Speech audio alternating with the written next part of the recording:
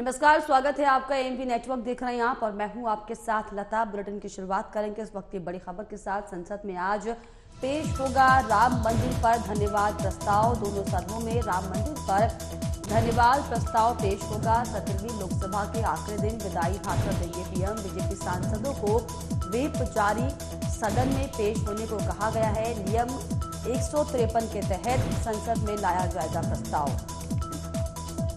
तो ये बड़ी जानकारी आपको बता दें कि आज जो है संसद में राम मंदिर पर धन्यवाद प्रस्ताव पेश किया जाना है। दोनों सदनों में राम मंदिर पर धन्यवाद प्रस्ताव पेश होगा। 17वीं लोकसभा के आखिरी दिन विदाई भाषण देंगे पीएम नरेंद्र मोदी। बीजेपी सांसदों को व्हिप जारी सदन में पेश होने को कहा गया है। नियम 193 के तहत संसद में ये प्रस्ताव लाया जाएगा। और इस पर ज्यादा जानकारी के लिए मेरे सहयोगी नागेंद्र भाटी मेरे साथ जुड़ गए हैं। नागेंद्र, आज जो है संसद में राम मंदिर को लेकर जो है पीएम नरेंद्र मोदी अपना विदाई भाषण भी देंगे और प्रस्ताव भी पेश होने वाला है, क्या कुछ जानकारी? जी बिल्कुल, बीजेपी सांसद हैं सत्यपाल सिंह, उनकी तरफ से ये प्रस्ताव लाया गया है जिसमें कि 4 घंटे का वक्त मिला है। 4 घंटे राम मंदिर पर चर्चा होगी और बीजेपी के जो नेता हैं, खासतौर से जो सत्ता पक्ष के नेता हैं, उनकी तरफ से इसमें धन्यवाद दिया जाएगा प्रधानमंत्री नरेंद्र मोदी को कि उनके रहते हुए इतनी जल्दी राम मंदिर बनकर तैयार हुआ है। तो आज आप देखिए कि संसद में शाम को 5 बजे प्रधानमंत्री भी बोलेंगे। तो ये किस तरह से राम मंदिर बनकर तैयार हुआ है, क्या क्या इसके लिए लड़ाई लड़ी गई है, आज इस सब पर चर्चा संसद के अंदर होगी।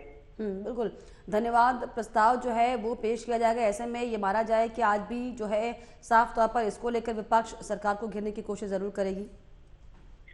जी बिल्कुल, देखिए विपक्ष शुरू से ही सवाल उठाता रहा है कि कोर्ट के आदेश के बाद राम मंदिर बना है और उस पर बीजेपी पॉलिटिकल माइलेज लेने की कोशिश कर रही है। 22 जनवरी को जब भगवान राम लला की प्राण प्रतिष्ठा का कार्यक्रम था, उसमें भी विपक्ष की तरफ से यही कहते हुए बायकॉट किया था। और अब जबकि संसद में ही ये प्रस्ताव लाया जा रहा है और इस पर चर्चा होगी, जो लोकसभा सचिवालय है उसकी तरफ से 4 घंटे का वक्त भी दे दिया गया है, तो निश्चित तौर पर आज भी विपक्ष की तरफ से इसका विरोध किया जाएगा। और जैसा कि आरोप विपक्ष लगाता रहा है कि राम मंदिर का जो पूरा प्रोजेक्ट है उसको हाईजैक बीजेपी ने कर लिया है, ऐसा लगता है कि राम सिर्फ बीजेपी के हैं। ये पहले भी सवाल उठाता रहा है विपक्ष और आज भी जब इस पर चर्चा होगी तो निश्चित तौर पर आज भी विपक्ष की तरफ से इसी तरह के आरोप लगाकर हो सकता है कि वो संसद से बाहर चले जाएं। चलिए, बहुत शुक्रिया आपका तमाम जानकारी के लिए, तमाम बातचीत के लिए।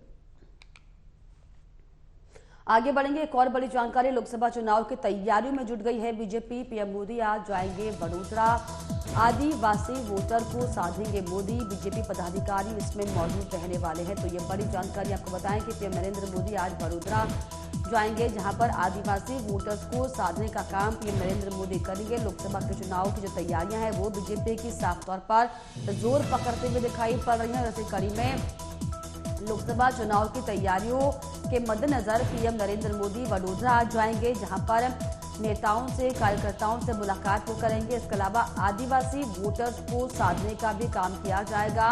बीजेपी पदाधिकारी इस कार्यक्रम में इस दौरान जो है मौजूद रहने वाले हैं।